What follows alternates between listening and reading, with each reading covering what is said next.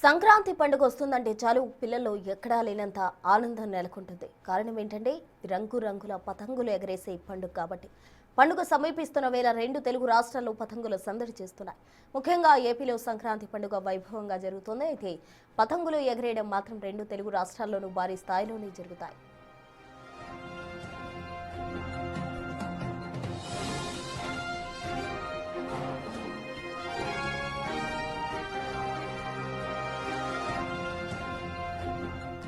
తెలంగాణ రాజధాని హైదరాబాద్ లో kite festival నిర్వహించేందుకు ప్రభుత్వం భారీ ఏర్పాట్లు చేసింది. సికింద్రాబాద్ పరేడ్ గ్రౌండ్స్ లో 3 రోజుల పాటు international kite and sweet festival జరగనుంది.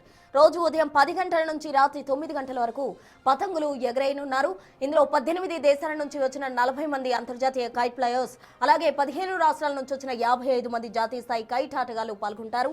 ఇవాళ సాయంత్రం 4 గంటలకు మంత్రి జూపల్లి కృష్ణారావు, ప్రత్యేక ప్రధాన కార్యదర్శి జేహెచ్ రంజన్ ముఖ్య అతిథులుగా పాల్గొని కైట్ ఫెస్టివల్ ను ప్రారంభిస్తారు.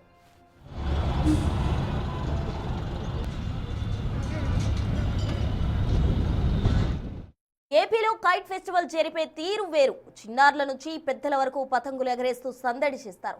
కైట్ ఫెస్టివల్ పేరుతో పలు పోటీలు నిర్వహిస్తారు. ముఖ్యంగా విశాఖపట్నం, విజయవాడ వంటి నగరాల్లో ప్రభుత్వం అధికారికంగా కూడా వేడుకలు నిర్వహిస్తోంది. డాక్టర్ బిఆర్ అంబేద్కర్ కోనసీమ జిల్లా ఆత్రేయపురంలో ఇవాళ జాతీయ స్థాయి కైట్ ఫెస్టివల్ జరగనుంది. 3 రోజుల పాటు జరిగే ఉత్సవాల్లో భాగంగా కైట్ ఫెస్టివల్ ను నిర్వహిస్తున్నారు. ఇక్కడ గాలిపటాలతో పాటు కేరళ తరహా బోట్ రేసులు కూడా ప్రత్యేక ఆకర్షణగా నిలుస్తున్నాయి. వైజాగ్లోని ఆర్కే బీచ్ పరిసరాల్లో స్థానిక క్లబ్ల ఆధ్వర్యంలో గాలిపటాల ప్రదర్శనలు జరుగుతున్నాయి. సాయంత్రం వేళల్లో రంగురంగుల ఎల్ఈడి గాలిపటాలు ఎగరేయడం ఇక్కడ ప్రత్యేకత. విజయవాడలోని పున్నమి ఘాట్, అలాగే భవానీ ద్వీపం సమీపంలో పర్యాటక శాఖ సహకారంతో స్థానికంగా వేడుకలు జరుగుతున్నాయి. నగరంలో మున్సిపల్ స్టేడియంలో కూడా యువత కోసం పోటీలు నిర్వహిస్తున్నారు.